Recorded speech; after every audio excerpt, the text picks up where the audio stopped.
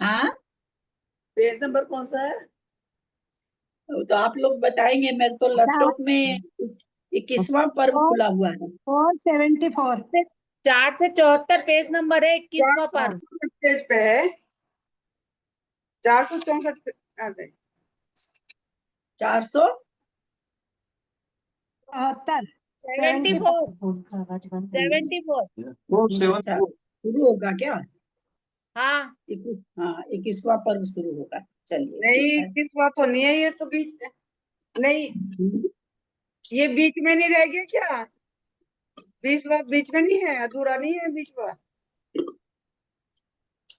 नहीं, पूरा हो गया 20वां। पेपर ही 20 हो में गया की तो था ना, एग्जाम 20 भी का हो तो। गई है। हाँ 20 का तो पेपर ही हो गया था। हाँ, अच्छा अच्छा।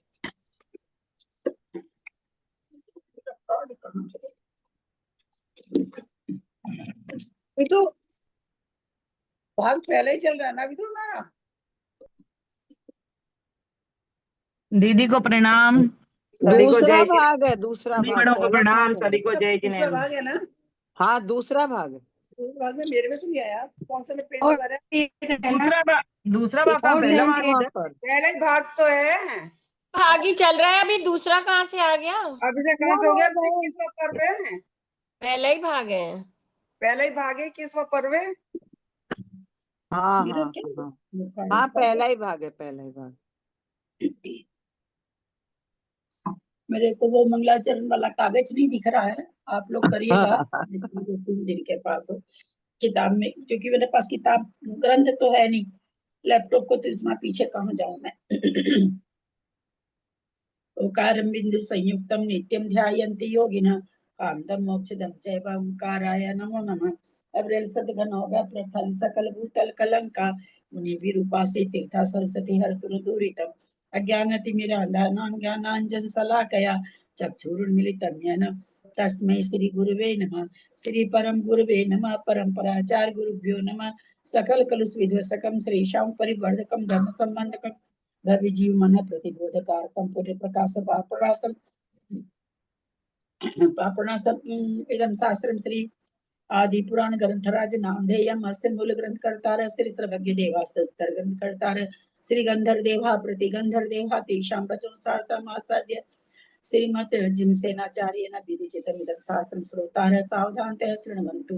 मंगलम भगवान वीरो मंगलम गौतमो गणि मंगलम कुंद कुंदार्यो जैन धर्मोस्तु मंगलम सर्व मंगल मंगल्यम सब कल्याण कारकम प्रधानम सर्वधर्माणां जैनम जयतु शासनम जैनम जयतु शासनम सरस्वती नमस्तुभ्यं वरदे कामरूपिणी विद्यारंभं करिष्यामि सिद्धिर्भवतु मे सदा। वात्सव जिनवानी माता की जय। परम मांगलिक ग्रंथ आदि पुराण ग्रंथराज की जय। जिनसेन आचार्य की जय। पन्ना लाल जी साहित्यकार की जय। अढ़ाई दीप में विराजमान सभी आचार्य उपाध्याय सर्व साधु के चरणों में नमोस्तु नमोस्तु नमोस्तु। सभी आरिका माता जी के चरणों में बंदा में बंदा में बंदा में। सभी छुल्लक छुल्लिका एलक के चरणों में इच्छा में इच्छा में इच्छा में। सभी प्रतिमाधारी के चरणों में ग्रुप में विराजमान प्रतिमाधारी के चरणों में वंदना वंदना वंदना। ग्रुप में विराजमान कुछ जनों का सादर चरण स्पर्श सभी से सादर जय जिनेंद्र। जेठी भाई साहब मंगलाचरण पढ़ेंगे। पढ़ दीदी। श्रीमते सकल ज्ञान साम्राज्य पदमीयुषे धर्मचक्र वृते वर्ते नमः संसार भीमुषे। चलिए, आप किसको क्या पढ़ना है पढ़िए आप लोग, इनको भी। शुरू से वापस नंबर लगाना है क्या दीदी? हाँ लगा दो। तो बीच का किसको याद है कौन पढ़ा था कौन नहीं? शुरू से ही हाँ, करो। शुरू से ही करें तो मेरा ही है पहला नंबर। मैं पढ़ रही हूँ फिर। भेज देना ना शर्मिला नंबर। हाँ भेज दूंगी मैं। ठीक, प्रणाम दीदी, सभी को जय जिनेंद्र। 21वां पर्व है ना? हाँ हाँ ऐसे तो अथांतर पेज नंबर 478 है। कौन से 478 418 में 21वां पेज पर्व तो। नहीं नहीं। एक हमारे में तो अच्छा सॉरी 474 है। सॉरी 19 हाँ 19 19 हो गया, मैं 19 निकाल दी। ठीक है ठीक है। 475। हाँ 19 निकाल ली मैं, एक विषम होगा ना, 1 मिनट निकाल। हाँ ठीक है, 21 474 पेज। अथान्तर श्रेणिक राजा ने नम्र होकर महामुनि गौतम गणधर से पूछा कि हे भगवान, मैं आपसे ध्यान का विस्तार जानना चाहता हूँ। हे योगीराज, इस ध्यान का लक्षण क्या है? इसके कितने भेद हैं? इसकी निरुक्ति शब्दार्थ क्या है? इसके स्वामी कौन है? इसका समय कितना है? इसका हेतु क्या है? इसका फल क्या है? हे स्वामी, इसका भाव क्या है? इसका आधार क्या है? इसके भेदों के क्या क्या नाम है और उन सब का क्या क्या अभिप्राय है? इसका आलंबन क्या है और इसमें बल पहुंचाने वाला क्या है? हे भक्ताओं में श्रेष्ठ, ये सब मैं जानना चाहता हूँ। मोक्ष के साधनों में ध्यान ही सबसे उत्तम साधन माना गया है, इसीलिए हे भगवान, इसका यथार्थ स्वरूप कहिए, जो कि बड़े बड़े मुनियों के लिए भी गोप्य है। गोप्य यानी गुप्त होगा ना? हाँ गोप्य है मतलब गुप्त है। हाँ गोप्य है। इस प्रकार पूछने वाले राजा श्रेणिक ने भगवान गौतम गणधर अपने दांतों से फैलती हुई किरणों रूपी जल से उसके शरीर का अभिषेक करते हुए कहने कितना लगे। नंबर पेज है? 474 कि हे भगवान, जो कर्मों के क्षय करने रूप कार्य का मुख्य साधन है, ऐसे ध्यान नाम के उत्कृष्ट तप का मैं तुम्हारे लिए आगम के अनुसार अच्छी तरह उपदेश देता हूँ। तन्मय होकर किसी एक ही वस्तु में जो चित्त का विरोध कर लिया जाता है, उसे ध्यान कहते हैं। यह ध्यान व्रज वसब नाराज सहनन वालों के अधिक से अधिक अंतर मुहूर्त तक ही रहता है। जो चित्त का परिणाम स्थिर होता है उसे ध्यान कहते हैं, और जो चंचल रहता है उसे अनुप्रेक्षा, चिंता, भावना अथवा चित्त कहते हैं। यह ध्यान छदमस्त अर्थात 12वें गुणस्थान वृत्ति जीवों तक के होता है, और 13वें गुणस्थान वृत्ति सर्वज्ञ देव के भी योग के बल से होने वाले आश्रव का निरोध करने के लिए उपचार से माना जाता है। ध्यान के स्वरूप को जानने वाले बुद्धिमान पुरुष ध्यान उसी को कहते हैं जिसकी वृत्ति अपने बुद्धि बल के अधीन होती है, क्योंकि ऐसा ध्यान ही यथार्थ में ध्यान कहा जा सकता है। इससे विपरीत ध्यान अपूर्ण ध्यान कहलाता है। योग, ध्यान, समाधि, धीरोध अर्थात बुद्धि की चंचलता रोकना, स्वांत निग्रह अर्थात मन को वश में करना, और अंतःशालीनता अर्थात आत्मा के स्वरूप में लीन होना आदि सब ध्यान के ही पर्यायवाचक शब्द है। ऐसा विद्वान लोग कहते हैं।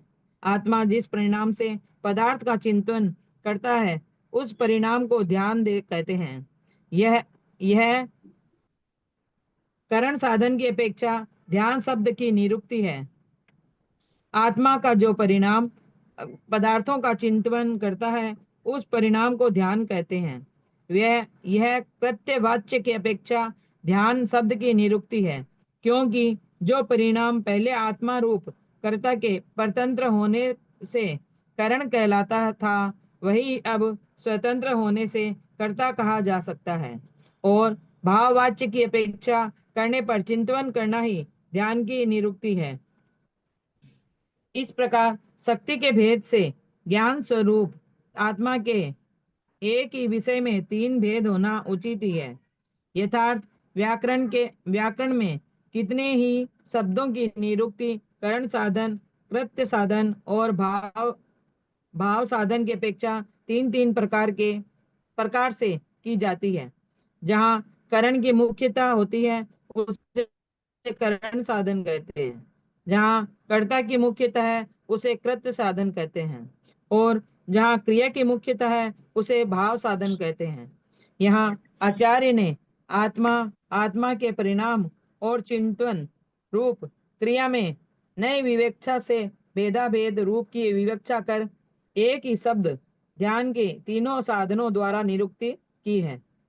जिस समय आत्मा और परिणाम में भेद विवक्षा की जाती है, उस समय आत्मा जिस परिणाम से ध्यान करे वह परिणाम ध्यान कहलाता है। ऐसी करण साधन से निरुक्ति होती है। जिस समय आत्मा और परिणाम में अभेद विवक्षा की जाती है, उस समय जो परिणाम ध्यान करे वही ध्यान कहलाता है। ऐसी कृत्य साधन से निरुक्ति होती है। और जहाँ आत्मा तथा उसके प्रदेशों से होने वाली ध्यान रूप क्रिया में अभेद माना जाता है, उस समय ध्यान करना ही ध्यान कहलाता है। ऐसी ध्यान ऐसी भाव साधन से निरुक्ति सिद्ध होती है। भाभी निरुक्ति यद्यपि माने क्या है? निरुक्ति किसे कहते हैं? निरुक्ति निरुक्ति अर्थ और एक शब्दार्थ होता है। निरुक्ति अर्थ से अर्थ मतलब उसका भाव से लेना है, शब्दार्थ हो जाता है शब्द से लेना है। तो निरुक्ति अर्थ शब्दार्थ भावार्थ ऐसे करके होते हैं ना। कहाँ पर पढ़ रहे हैं हम? तो थोड़ा आगे बढ़ जाते। निरुक्ति बार बार आ रहा है इसमें, वही सब ध्यान शब्द की निरुक्ति है। तुम कहाँ पढ़ रही हो? शब्दों की निरुक्तिकरण। मैं तो अभी 13वां ये मतलब 13-14 खत्म हुआ, 15वां में स्टार्ट होगा। 475 पेज। ध्यान ऐसी भाव साधना से निरुक्ति सिद्ध होती है। लेकिन ऐसी भाव साधन से निरुक्ति सिद्ध होती है। भाव साधन इन्होंने भाव को है ना, क्रिया को भाव कहा और परिणामों को इन्होंने जैसे ध्यान ध्याता ध्येय 3 चीज होती है। तो ध्येय तो हो गया वस्तु का नाम, ध्यान हो गया क्रिया और ध्याता हो गया आत्मा। तो ये क्या हो गया? इस शब्दार्थ के रूप से एक थोट हुआ। एक तीनों को एक करके अभेद रूप में जब चलते हैं तो कहते इस तरह से निरुक्ति अर्थ हो जाता है। वही कहते निरुक्ति सिद्ध होती है। ऐसे भाव साधन से निरुक्ति सिद्ध होती है।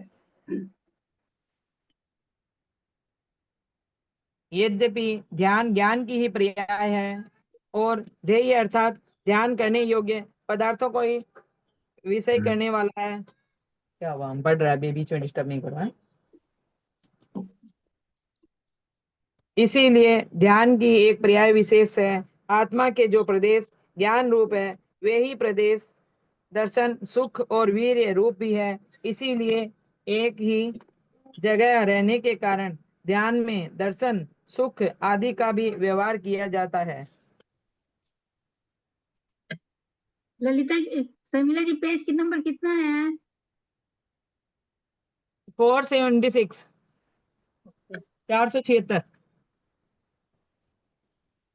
जिस प्रकार सुख तथा क्रोध आदि भाव चैतन्य के ही परिणाम कहे जाते हैं, परंतु वे उससे भिन्न रूप होकर प्रकाशमान होते हैं, अनुभव में आते हैं। इसी प्रकार अंतःकरण का संकोच करने रूप ध्यान भी यद्यपि चैतन्य का परिणाम बतलाया गया है, तथापि वह उससे भिन्न रूप होकर प्रकाशमान होता है। भावार्थ पर्याय और पर्यायी में कथनचित भेद की अपेक्षा भेद की विवक्षा कर यह कथन किया गया है।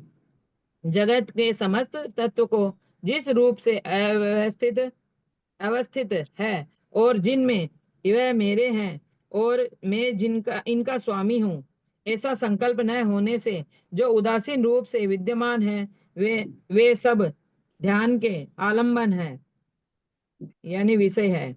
भावार्थ ध्यान में उदासीन रूप से समस्त पदार्थों का चिंतन किया जा सकता है अथवा संसारी और मुक्त, इस प्रकार दो भेद वाले आत्म तत्व का चिंतन करना चाहिए, क्योंकि आत्म तत्व का चिंतन ध्यान करने वाले जीव की उपयोग की विशुद्धि के लिए होता है। उपयोग की विशुद्धि होने से यह जीव बंध के कारणों को नष्ट कर देता है। बंध के कारण नष्ट होने से उसके संवर और निर्जरा होने लगती है, तथा संवर और निर्जरा के होने से इस जीव को निसंदेह मुक्ति की प्राप्ति हो जाती है। जो पदार्थ जिस प्रकार के से जिस प्रकार से अवस्थित है उसको उसी प्रकार से निश्चय करने वाले तथा ध्यान की इच्छा रखने वाले मोक्षाभिलाषी पुरुष के ये समस्त संसार आलंबन है। भावार्थ, राग द्वेष से रहित होकर किसी भी वस्तु का ध्यान कर मोक्ष प्राप्त किया जा सकता है। अथवा इस विषय में बहुत कहने से क्या लाभ है। संक्षेप में इतना ही समझ लेना चाहिए कि इस संसार में अपनी अपनी पर्यायों सहित जो पदार्थ है वे सब आमनाय के अनुसार ध्येय कोटि में प्रवेश करते हैं, अर्थात उन सभी का ध्यान किया जा सकता है। इस प्रकार जो ऊपर ध्यान करने योग्य पदार्थों का वर्णन किया गया है वह सब शुभ पदार्थ का चिंतन करने वाले ध्यान में ही समझना चाहिए। यदि इष्ट अनिष्ट वस्तुओं का चिंतन किया जाएगा तो वह असत ध्यान कहलाएगा और उसमें ध्येय की कोई कल्पना नहीं की जाती है। ध्येय की कोई कल्पना नहीं की जाती, अर्थात असत ध्यान का कुछ भी विषय नहीं है। कभी असत ध्यान नहीं करना चाहिए। जो मनुष्य तत्वों का यथार्थ स्वरूप नहीं समझता वह विपरीत भाव से अद्रुप वस्तु को भी तद्रुप चिंतन करने लगता है। अद्रुप और तद्रुप का मतलब क्या हुआ दीदी? वह विपरीत सद्रूप भाव और तद्रूप वस्तु, आवाज आ रही क्या? वस्तु हाँ। जैसी है वैसा ही उसमें भाव करना सतरूप है। और असदरूप है वस्तु कोई बुरी और अच्छी नहीं होती है। वस्तु तो वस्तु होती है। हम अपने राग देश से उसको बुरी और अच्छी और बुरी कहते हैं।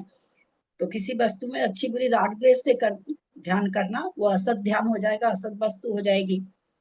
और बिना हाँ। क्या नाम है उस वस्तु में इष्ट और अनिष्ट का के बिना जो अगर ध्यान किया जाता है तो वो सद्रूप हो जाएगा। उन्होंने कहा ना कि ध्यान इस आया ना ऊपर की सारे पदार्थ ध्यान करने योग्य संसार में है ना। हाँ। इस संसार में अपनी पर्यायों से ही जो पदार्थ सब आमनाय के अनुसार ध्येय कोटि में आते हैं और हम सभी का ध्यान किया जा सकता है। अब जैसे बंध है, क्या कहा गया कि 7 तत्व में बंध और आश्रय हे है, ये कहा गया ना, हे है। लेकिन उसका हाँ। भी अगर उसी प्रकार से ध्यान किया जाए कि अरे हम अगर राग द्वेष करेंगे तो बंद हो जाएगा, तो वो बंद भी क्या हो जाएगा, ध्यान की कोटि में आ जाएगा। और उसी को अगर हम ये करके द्वेष करके कि बंद होने से बंद में हम द्वेष भाव करने लगेंगे तो हमारे वो अनिष्ट में हो जाएगा। वही चीज यहाँ पर कहना चाह रहे हैं कि संसार में कोई भी वस्तु इष्ट या अनिष्ट नहीं है। हम अपने राग द्वेष के कारण इष्ट और अनिष्ट कर लेते हैं, वो वैसा नहीं करना चाहिए। सद्रूप और सद्रूप उसी को अतद्रुप वस्तु को बोला है। अतद्रुप वस्तु को तद्रुप चिंतन। आवाज क्यों नहीं आ रही? हाँ बोलिए फिर से। इन्होंने इसमें लिखा विपरीत भाव से अतद्रुप वस्तु को भी तद्रुप चिंतन करने लगता है। हाँ, विपरीत भाव से जैसे आपने बताया जो ही हुआ। हाँ, एक मिनट। संसार के विषय भोग की सामग्री कैसी है, असदरूप है। लेकिन उसको भी विपरीत भाव से यानी राग भाव से अगर ध्यान करने लग जाता है तो फिर वो असदरूप हो जाती है। वो यहाँ पर कहने चाहिए। यदि इष्ट अनिष्ट वस्तुओं का चिंतन किया जाएगा तो वह असद ध्यान कहलाएगा। यानी वस्तु में इष्ट और अनिष्ट भाव रख के अगर ध्यान कर रहे हैं तो फिर वो असद ध्यान कहलाएगा। क्योंकि वस्तु इष्ट अनिष्ट नहीं होते, परिणाम इष्ट और अनिष्ट होते हैं। तो जहां हम राग और द्वेष रख लिए तो वस्तु हमारे लिए रागी द्वेषी हो गई, है ना। कोई वस्तु अच्छी लग रही, कोई वस्तु, तो फिर वो ध्यान की कोटि में नहीं आएगा, वो फिर असद ध्यान हो जाएगा। तो यहाँ पर मेन चीज ये कहना चाह रहे, किसी भी वस्तु में एक समय तक रुकना ध्यान है, लेकिन उस वस्तु में इष्ट अनिष्ट नहीं होना चाहिए। नहीं भाई हम तो इस चीज का ध्यान करेंगे, मुझे तो ये अच्छा लगता है, इससे ऐसा होता है, इससे ज्यादा पुण्य मिलता है। तो इस तरह की जो भावना से करा जाएगा राग और द्वेष के कारण, तो कोई वो असद ध्यान हो जाएगा। ऐसा यहाँ पर परिणाम के ऊपर बोल रहे हैं। यदि इष्ट अनिष्ट वस्तुओं का चिंतन किया जाएगा तो वह असद ध्यान कहलाएगा। कोई वस्तु बहुत अच्छी लगती है आपको, है ना, आप उसका ध्यान कर रहे हैं क्योंकि इसलिए कर रहे हैं कि वो आपको इष्ट लगती है, तो फिर आपको करें असद ध्यान हो जाएगा। यद्यपि वो वस्तु शुद्ध है, वस्तु पवित्र है, वस्तु सद है, लेकिन चूंकि हम राग के कारण उसका ध्यान कर रहे हैं तो कहते हैं वो असद ध्यान हो जाएगा। यहाँ पर परिणामों पर ही सारी चीज कह रहे हैं। जो मनुष्य तत्वों का यथार्थ स्वरूप नहीं समझता, वह विपरीत भाव से अतत अद अतद रूप वस्तुओं को भी तद्रूप चिंतन करने लगता है। जैसे शरीर है तद रूप है, लेकिन नहीं, अगर शरीर ठीक रहेगा तो ठीक रहेगा ना, अब बैठ कर शरीर का ही ध्यान करने लगे तो क्या हो जाएगा उसका। यद्यपि ठीक है कि शरीर है, कुछ के लिए हम उसी का ध्यान करने बैठ गए, ये ऐसे रहना चाहिए, ऐसे ठीक रहना चाहिए, ऐसे सुंदर रहना चाहिए, ऐसे हाथ पे उसी का भाव करने लग गए, तो कहते हैं वो तद्रूप हो जाएगा। विपरीत श्रद्धान करके अगर हम उसका कर लेंगे तो ऐसा यहाँ पर कर रहे हैं। कुल मिलाकर के परिणामों पर बात है कि आपके अंदर परिणाम उस वस्तु के लिए कैसे चल रहे हैं। हाँ, एक गुरु का पढ़ो ध्यान आगे। कर रहे हैं, आपने जो गुरु का बताया ध्यान वो करते आगे हुए आगे आगे। हम गुरु का ध्यान कर रहे हैं, मान लीजिए, है ना, अपने गुरु का ध्यान कर रहे हैं, अंदर भाव क्या आ रहा है, मेरे गुरु सबसे अच्छे हैं, इनके जैसा जैसा कि परिपाटी चल रखी है, बहुत जोरों से चल रखी है, क्या हो गया, वो अदद ध्यान हो गया, अतद ध्यान हो गया। आप कहाँ से केवल ज्ञानी हो गए कि ये गुरु अच्छे हैं, ये गुरु बुरी हैं। तो वही चीज यहाँ पर, यद्यपि वो ध्यान पवित्र है, गुरु का ध्यान करना अपने आप में सद ध्यान है, लेकिन हमारे राग रूप परिणाम होने से वो अतद रूप हो गया। ये यहाँ पर कहना चाह रहे हैं कि वस्तु असद रूप नहीं है, वस्तु कोई खराब नहीं है, हमारा परिणाम राग और देश का होने से वो ध्यान असद रूप हो जाता है, ऐसा यहाँ पर कह रहे हैं। पढ़ो आगे। हाँ, और पदार्थों में इष्ट अनिष्ट बुद्धि कर केवल संक्लेश सहित ध्यान धारण करता है। संकल्प विकल्प के वशीभूत हुआ मूर्ख प्राणी पदार्थों को इष्ट अनिष्ट समझने लगता है, उससे उसके राग द्वेष उत्पन्न होते हैं, और राग द्वेष से जो कठिनता से छूट सके ऐसे कर्म बंध को प्राप्त होता है। विषयों में तृष्णा बढ़ाने वाली जो मन की प्रवृत्ति है वह संकल्प कहलाती है। उसी संकल्प को दुष्प्रणिधान कहते हैं, और दुष्प्रणिधान से अपध्यान होता है। प्रणाम दीदी। आगे त्रिशला जी पढ़ेंगे। यहाँ पर क्या कह दिया, देखिए, संकल्प विकल्प के वशीभूत हुआ मूर्ख प्राणी पदार्थों को इष्ट अनिष्ट समझने लगता है, उससे उसके राग देश उत्पन्न होते हैं, और राग देश से जो कठिनता से छूट सके ऐसे कर्मबंध को प्राप्त होता है। हम जिस मंदिर जाते हैं, बिल्कुल सद वस्तु के ऊपर ले जाके हम इसलिए बता रहे हैं कि वो भी हमारे कर्मबंध का कारण कैसे हो जाती है। तो हम क्या करते हैं, नहीं भाई, हम तो हमारे मंदिर में जो चंद्र प्रभु की प्रतिमा है बहुत सुंदर है, हम तो इसी प्रतिमा का, इतनी सुंदर प्रतिमा कोई हो ही नहीं सकती। हमने क्या कर लिया, उस प्रतिमा के प्रति राग कर लिया। हमको तो ध्यान करना था अनंत परमेष्ठी का, उनकी मुद्रा का, लेकिन हमने क्या कर लिया कि नहीं, इतने सुंदर भगवान कोई नहीं होते, हम तो इन्हीं का अंदर चिंतन चल रहा, बहुत ध्यान दिए, लेकिन ऐसी प्रतिमा तो कोई नहीं दिखी।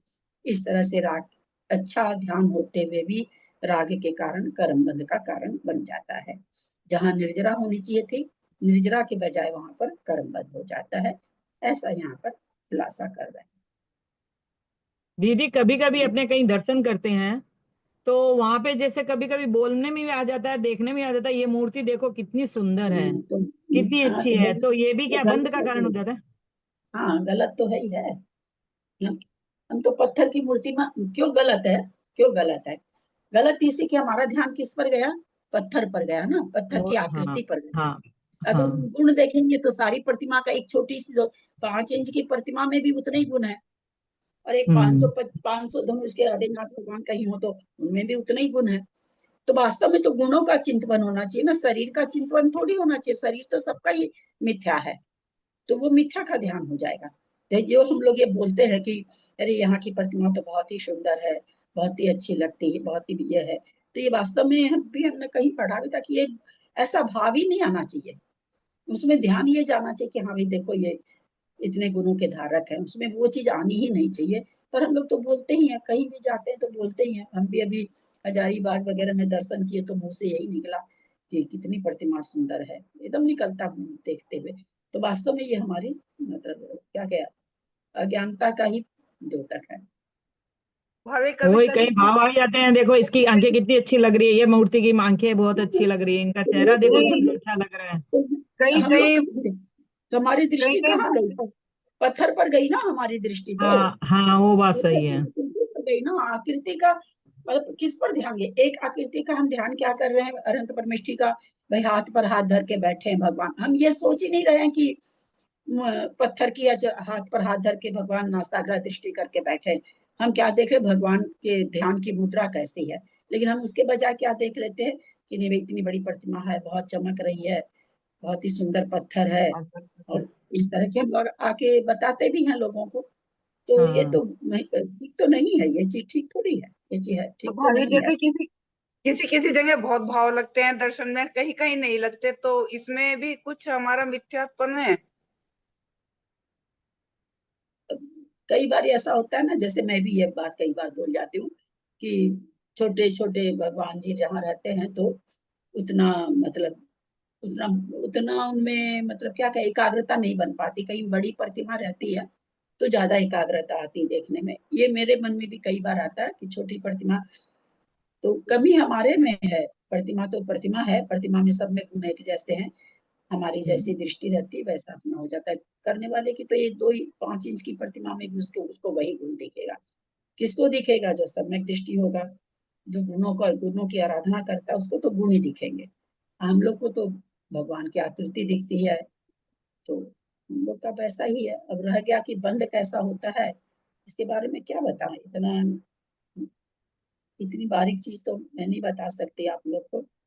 पर होना नहीं चाहिए ऐसा, हम लोग की दृष्टि ऐसी होनी नहीं चाहिए, ये तो पक्की बात है। प्रणाम भाभी। इसलिए चित्त की शुद्धि के लिए तत्वार्थ की भावना करनी चाहिए, क्योंकि तत्वार्थ की भावना करने से ज्ञान की शुद्धि होती है। और ज्ञान ये की तो है ना, शुद्धि इसलिए चित्त की शुद्धि के लिए तत्वार्थ की भावना करनी चाहिए। जो तत्व है उसकी ही अर्थ माने वस्तु, तत्व वस्तु की चिंता। भगवान की प्रतिमा को देखे, बड़ी है छोटी है, बहुत चमक रही है ना। मैं भी बोलती हूँ, ऐसा नहीं कि मैं नहीं बोलती हूँ। तो इसको नहीं रख करके वास्तव में तत्व की चिंतन करना चाहिए कि भाई किस तरह से ध्यान में बैठे हैं, इस अनंत परमेष्ठी हैं, अपने आत्मा के ध्यान में बैठे, इनके इतने गुण प्रकट हो गए। वास्तव में तो ये जाना चाहिए, लेकिन नहीं जाता है, उतना चाह ही नहीं पाता। तो शुभ प्रतिमा और को अशुभ देखे, क्या चिन्ह है देखे, उनका अर्घ बोले, अर्घ चढ़ाए। अपनी सीमा तो यही तक रखती है। आंटी जी एक क्वेश्चन है। हाँ चलिए पढ़िए।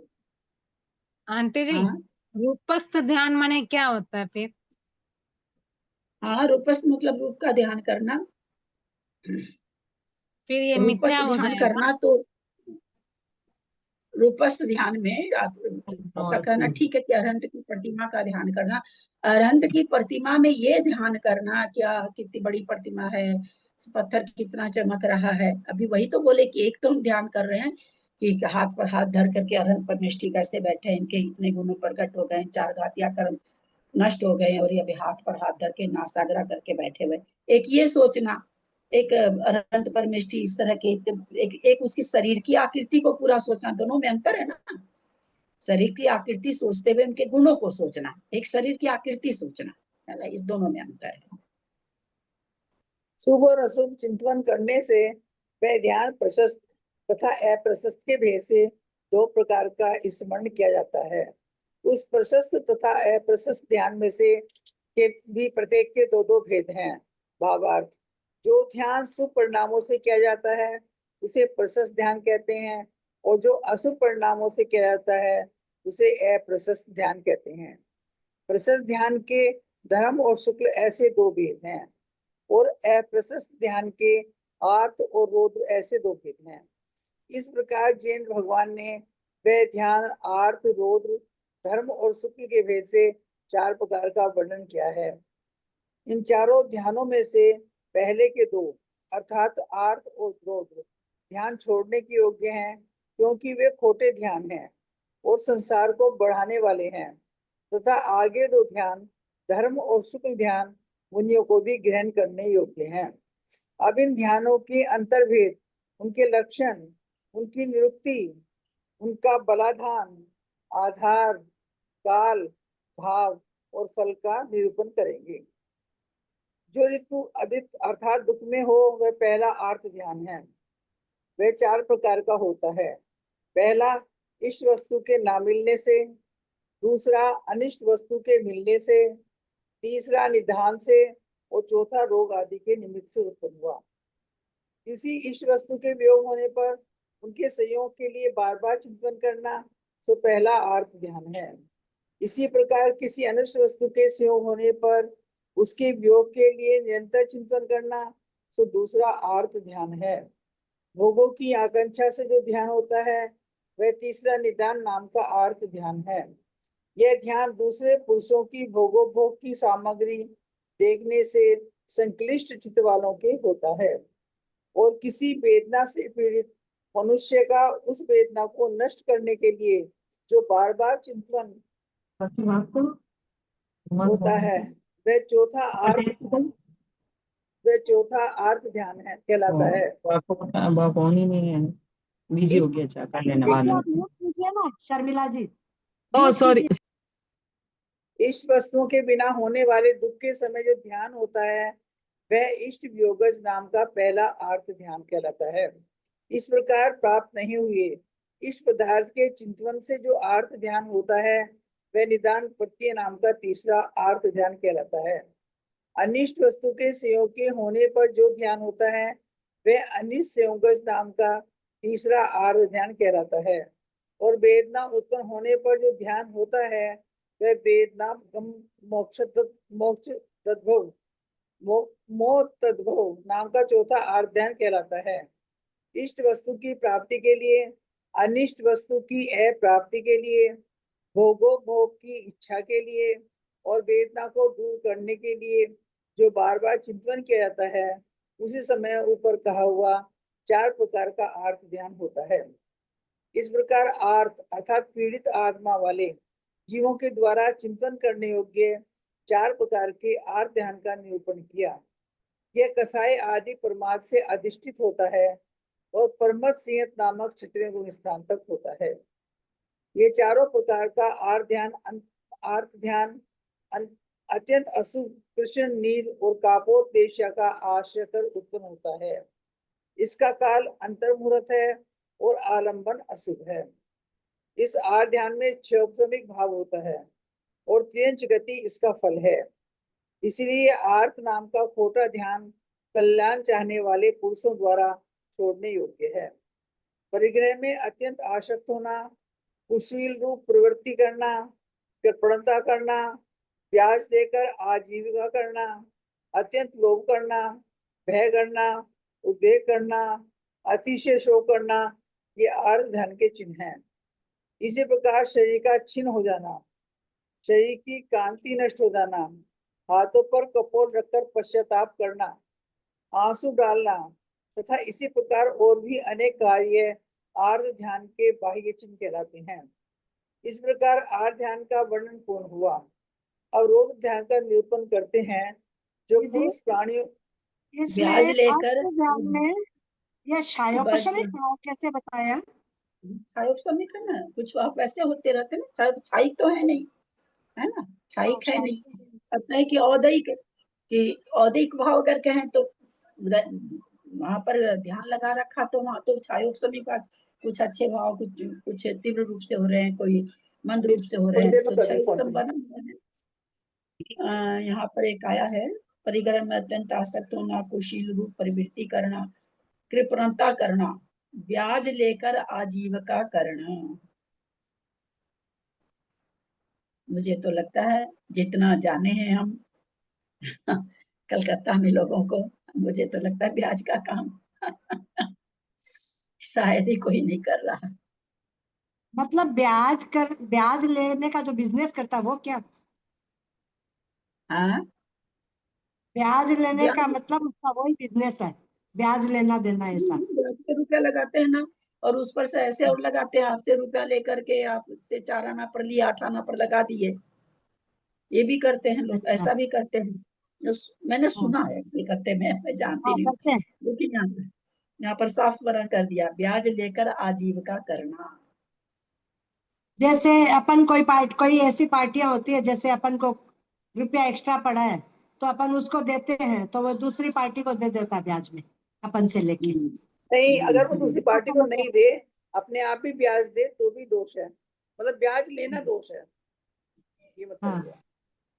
ब्याज का लेना मतलब हम ब्याज पे लेते हैं, उसमें कोई दोष नहीं, जो ब्याज दे रहा है उसको दोष है। आंटी जी एक बात पूछूं आंटी जी, बोलिए। जैसे गवर्नमेंट अभी टैक्स लेती है, जो कमाते हैं उसमें भी टैक्स लेती है, फिर वो जो मतलब जो कमाया वो आदमी कहीं भी परचेस करता है वहां पर भी मतलब टैक्स देता है, तो ये गलत नहीं है? देश तो चलाने टैक्स के लिए चाहिए। टैक्स नहीं देंगे, टैक्स नहीं देंगे तो आपको सड़क कहाँ से मिलेगी, आपको हॉस्पिटल कहाँ से मिलेगा, आपको स्कूल कहाँ से मिलेगी? टैक्स देते ही आप सबको ध्यान में क्यों आता है भाई? और इतनी ही सुविधा मत दीजिए टैक्स, ऐसा करिए सारे भारतवर्ष को खत्म कर दीजिए, सब मर जाइए, काम खत्म, कुछ भी नहीं चाहिए, ना शिक्षा चाहिए, ना रोड चाहिए, ना हॉस्पिटल चाहिए। कहाँ से बनाएगी सरकार? तो एक मूर्त रूप, सरकार के पास पैसा थोड़ी है, सरकार बोल के कोई पैसा थोड़ी है, सरकार तो हम लोग से पैसा लेके कुछ करेगी ना। आंटी जी जो इतना से एक मतलब क्या कि समझते कोई हैं? खरीदे आज धन, सरकार को सुनिए, आज सरकार को पैसा नहीं दे तो हम बचेंगे क्या? सारे पाकिस्तानी आके हमारे एक आदमी का 1000 टुकड़े कर देंगे। 57 मुस्लिम देश हैं, हम लोग को कोई जिंदा छोड़ेगा? सबसे ज्यादा खर्चा सेना पर, तो कहाँ से लाए सरकार? बड़ा जल्दी सरकार पर ध्यान गया आपका। नहीं पूछ रही हूँ क्या कारण, क्या पूछ रही हूँ आंटी जी? नहीं तो कारण क्या, तो कैसे चले देश, कैसे चले? अब वो आप ये अगर कहें कि लोग चोरी करता तो उसकी ईमानदारी जाने, उसमें हम लोग क्या हाँ कर सकते हैं? हाँ उसमें तो कोई कुछ नहीं कर सकता ना, कोई वो कुछ नहीं कर राजस्व का दोष लगता है दीदी उसमें। सकता। हाँ ही है, तो टैक्स चोरी का तो दोष लगता ही है, आया ही तत्वार सूत्र में। आप टैक्स नहीं देंगे तो आप सुरक्षित ही नहीं रहेंगे। 12 घंटे में सारा हिंदुस्तान खत्म हो जाएगा। खत्म 12 घंटा नहीं है, 5 मिनट में कहिए। क्या समझते हैं आप? टैक्स तो बहुत जरूरी चीज है, टैक्स तो अलग चीज हो गई ना। सरकार तो आदमी है कोई, उसमें ये तो है नहीं कि कोई उसके पास पैसा है, कोई बिजनेस है, वो तो टैक्स से करती है ना सारा काम। अच्छा, जो काम कर रहे हैं तो उनका भी अपना परिवार है, तो उनकी सैलरी भी होनी जरूरी है। वो अलग बात है कि कितना क्या है वो विवेचन एक अलग चीज है, लेकिन वो तो हम लोग पैसा देंगे, और कितना, इतनी पॉपुलेशन है 150 करोड़, सब थोड़ी देती है टैक्स, सब तो बैठ करके खाने वालों में से टैक्स तो बेचारे कुछ लोग ही देते हैं। हाथों पर कपोल रखकर पश्चाताप करना, आंसू डालना और इसी प्रकार और भी अनेक कार्य आर्य ध्यान के बाह्य चिन्ह कहलाते हैं। इस प्रकार आर्य ध्यान का वर्णन पूर्ण हुआ। अब रौद्र ध्यान का निरूपण करते हैं। जो पुरुष प्राणियों को रुलाता है वह रुद्र पुरुष अथवा सब जीवों में निर्दय कहलाता है। ऐसे पुरुष जो ध्यान होता है इसे रौद्र ध्यान कहते हैं। यह रौद्र ध्यान विचार प्रकार का होता है।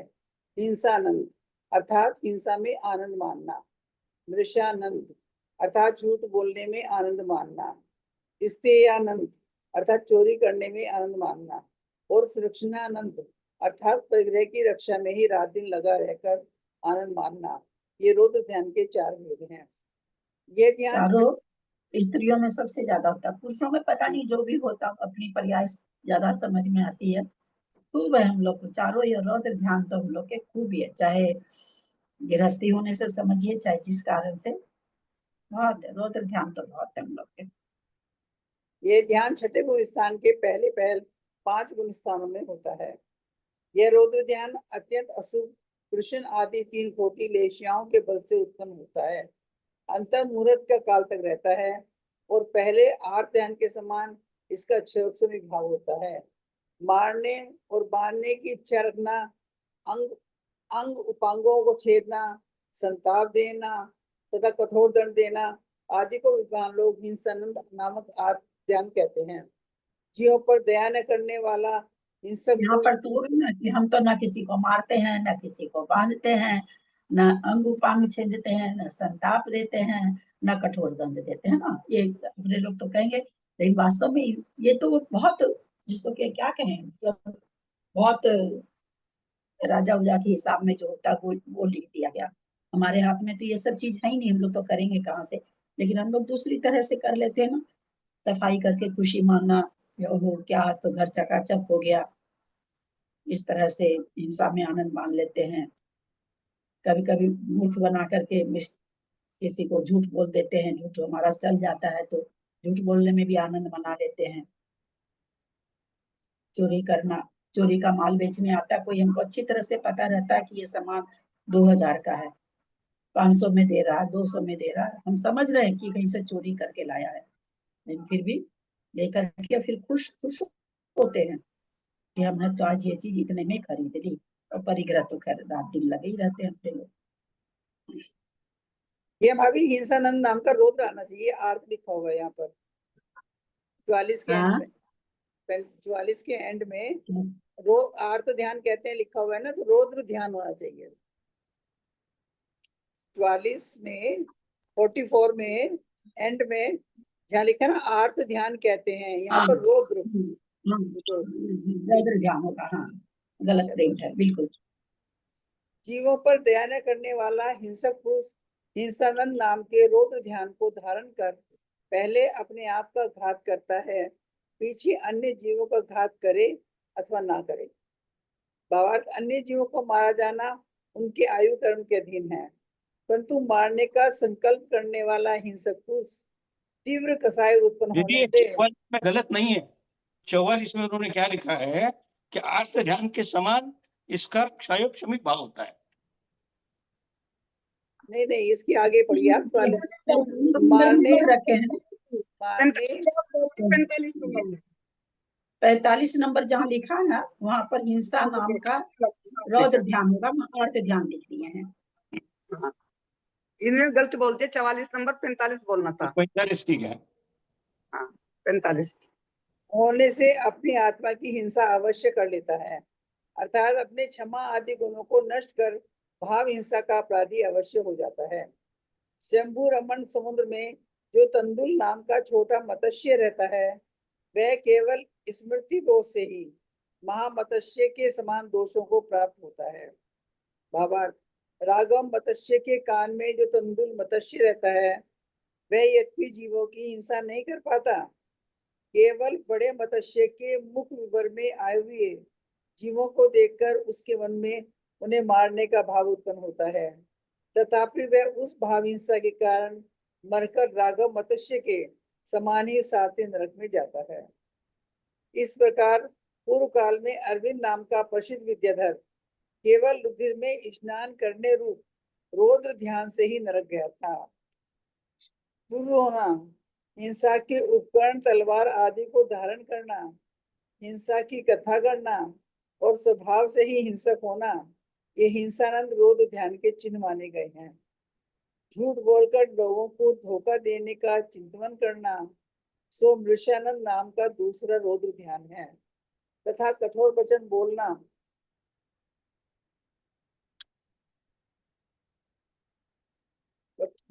आदि इसके बाह्य चिन्ह हैं। प्रणाम भाभी। 50 हो गए। मंजू जी दिल्ली। सबको जय जिनेन्द्र।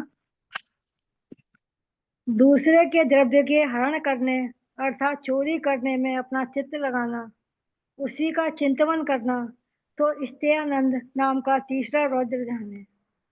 और धन के उपार्जन करने आदि का चिंतन करना तो संरक्षणानंद नाम का चौथा रौद्र ध्यान है। संरक्षणानंद का दूसरा नाम परिग्रहानंद भी है। स्त्यानंद और संरक्षणानंद इस दोनों रौद्र ध्यानों के बाह्य चिन्ह संसार में प्रसिद्ध हैं। गंधर्व देव ने इस रौद्र ध्यान का फल अतिशय कठिन नरक गति के दुख प्राप्त होना बतलाया है। वहाँ टेढ़ी हो जाना, मुख का विकृत हो जाना, पसीना आने लगना, शरीर कांपने लगना और नेत्रों का से लाल हो जाना आदि रौद्र ध्यान के बाह्य चिन्ह कहलाते हैं।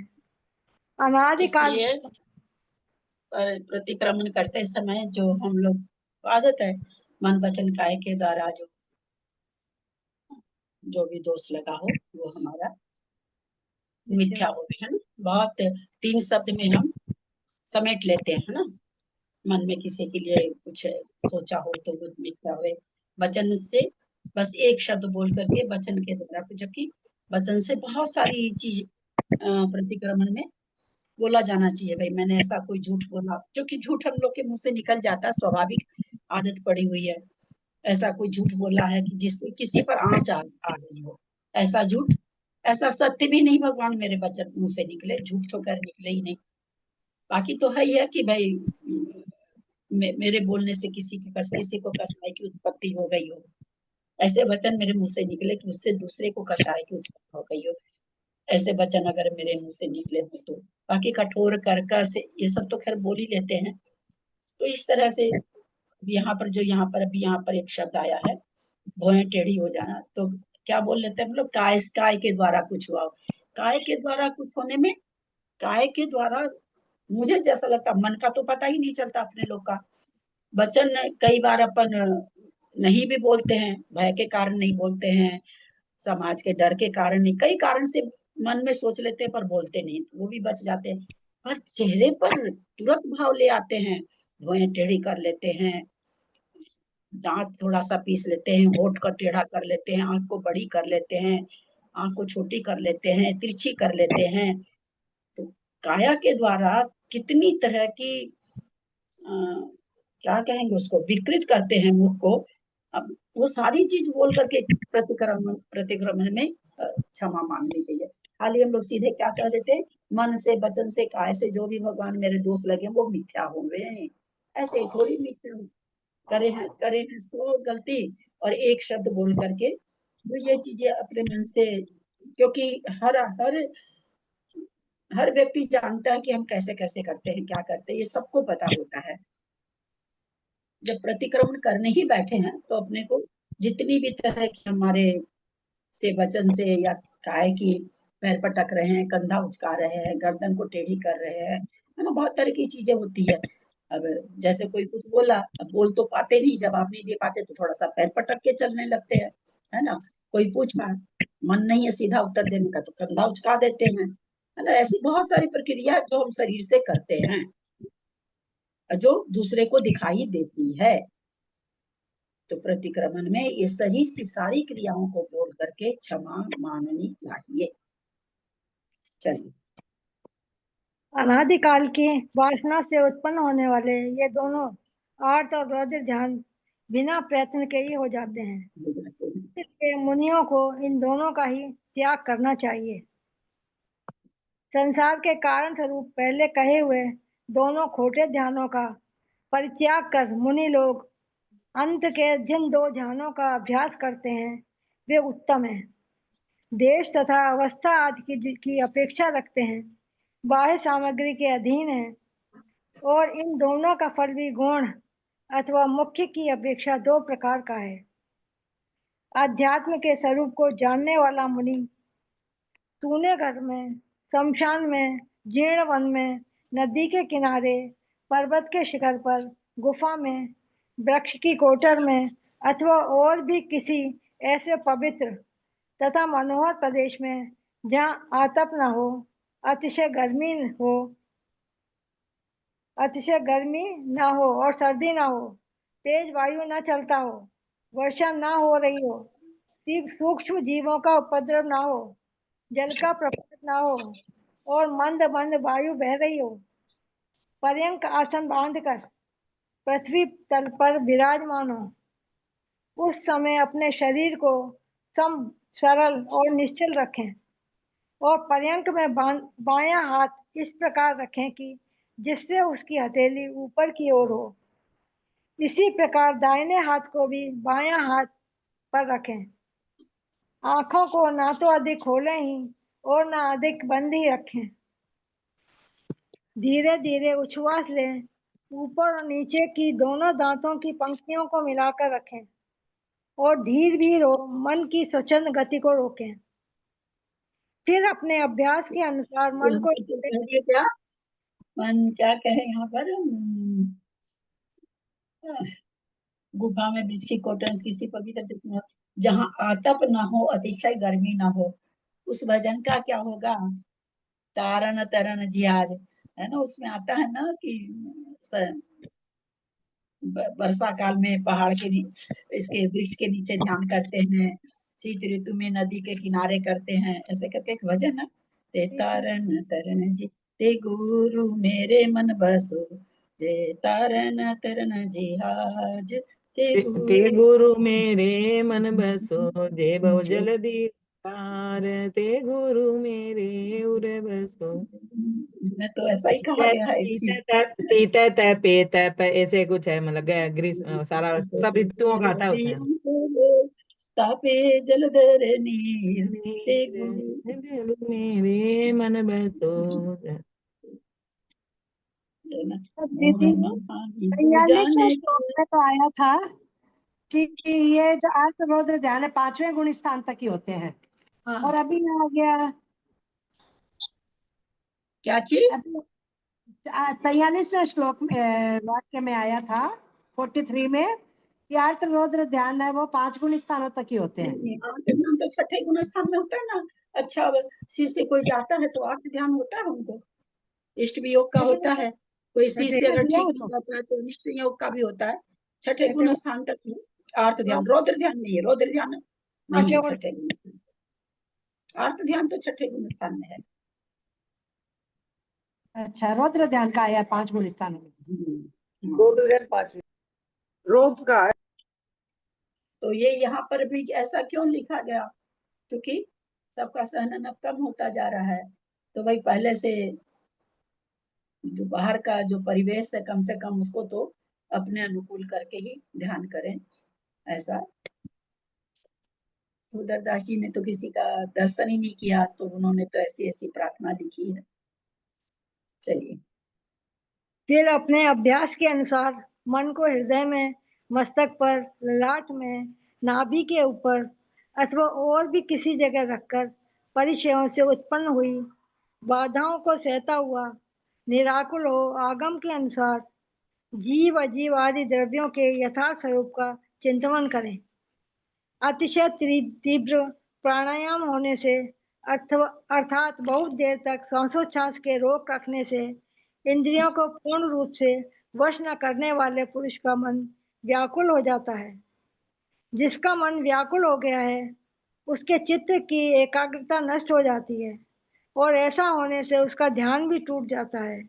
इसलिए शरीर से ममत्व छोड़ने वाले मुनि के ध्यान की सिद्धि के लिए मंद मंद श्वास लेना और पलकों के लगने उघड़ने आदि का निषेध नहीं है।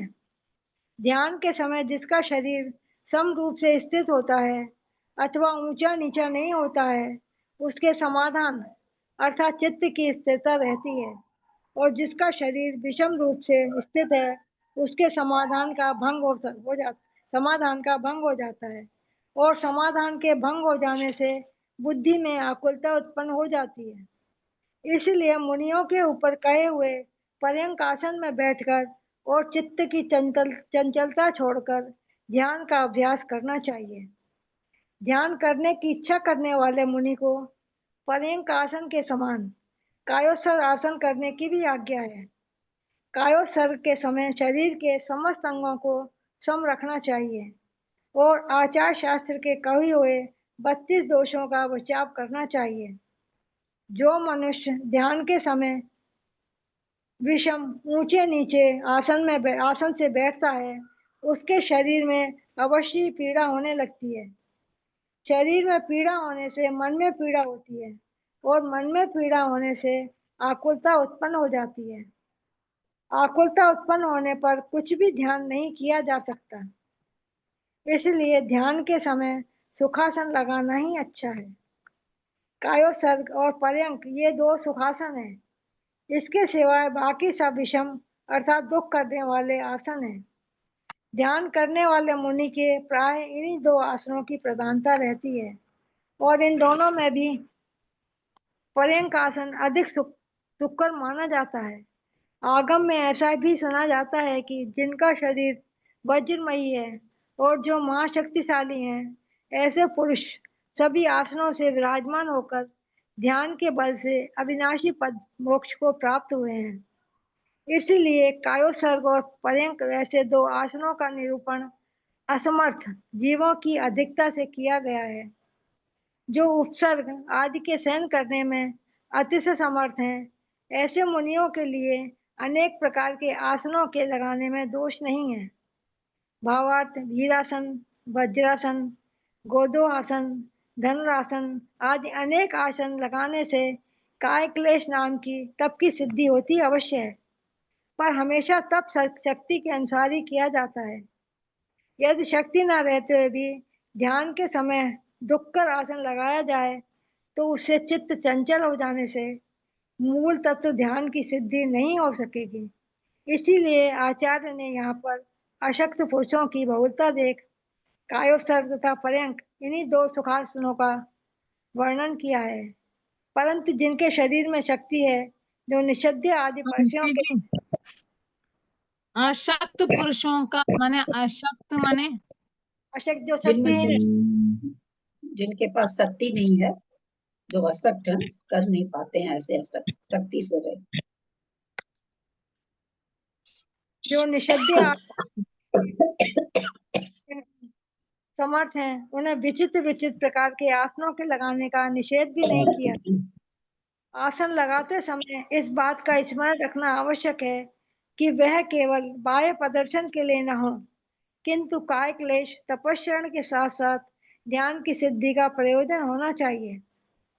क्योंकि जैन शास्त्रों में मात्र बाह्य प्रदर्शन के लिए कुछ भी स्थान नहीं है और न उस आसन लगाने वाले के लिए कुछ आत्म लाभ ही होता है, अथवा शरीर की जो जो अवस्था आसन ध्यान का विरोध करने वाली न हो, उसी अवस्था में स्थित होकर मुनियों को ध्यान करना चाहिए।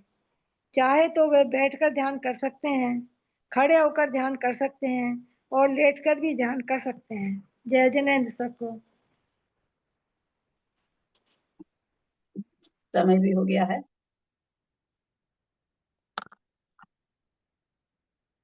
बहुत ही अच्छा ध्यान का प्रकरण आ रहा है और आएगा भी तो। चले जिनवानी स्तुति करें।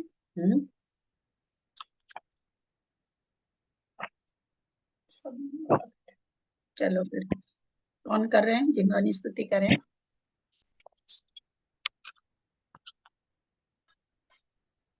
शर्मिला है क्या? शर्मिला करे। निकाल रही हूँ दीदी।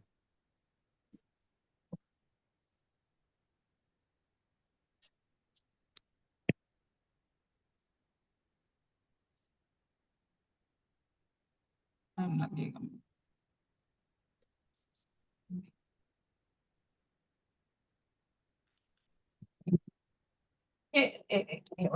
ले लेती, खुल नहीं रहा वो। हे जिनवाणी माता रचना जी हमारी, जय जी।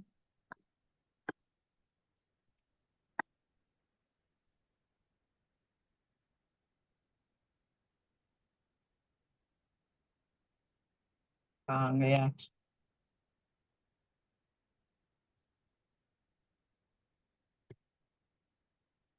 मिल नहीं रहा है।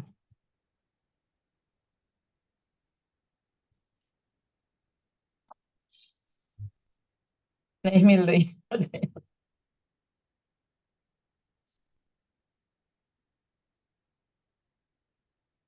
कोई और कोई करें क्या? करना चाहते हैं तो और कोई कर लीजिए। कोई और कोई करें तो और कोई कर लीजिए ना, एक बार मेरे को निकालना पड़ेगा, निकल नहीं आ रहा, नेट नहीं चल रहा।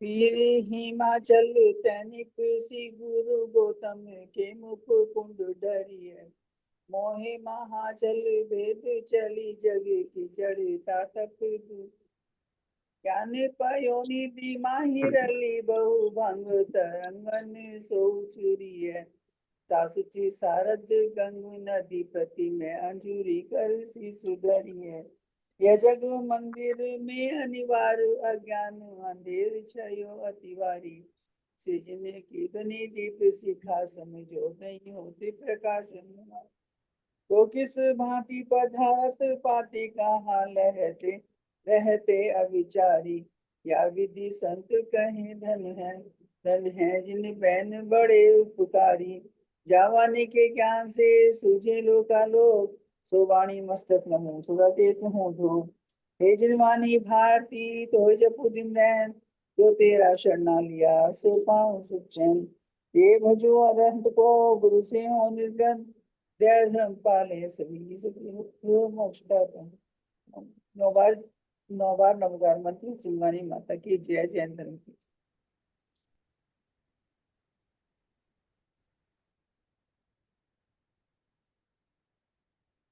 नवार नमोकार।